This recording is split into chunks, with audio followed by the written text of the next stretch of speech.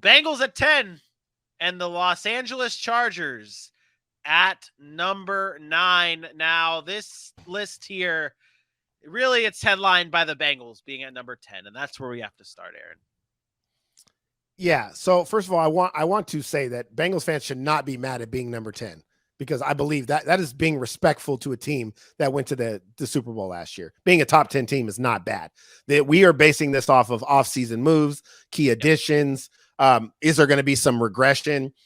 I only want to really point out one thing with the Bengals. I think we've had this conversation enough with the Cincinnati Bengals.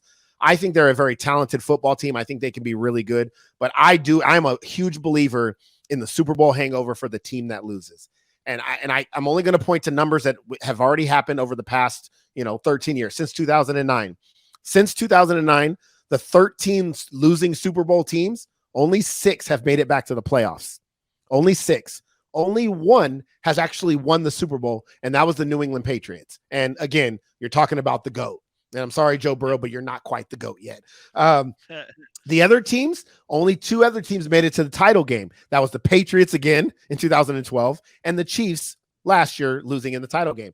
It is extremely hard in the NFL to get back to where you were the year before. Not only do you have to be a good football team, like I do believe the Bengals are a good football team, but you have to get lucky.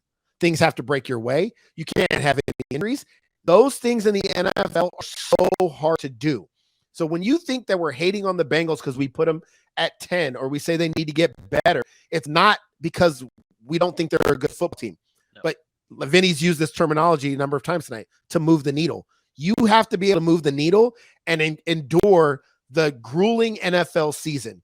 And there's so many things that can happen. Nobody expected a 10-7 team in the Bengals to go on a run that they went on last year. Nobody. Yeah. I don't even think Bengals fans thought they could do it. No. Nobody thought that was going to happen. Whoa. Bro. But they did it. Did it. We've seen this before from a team.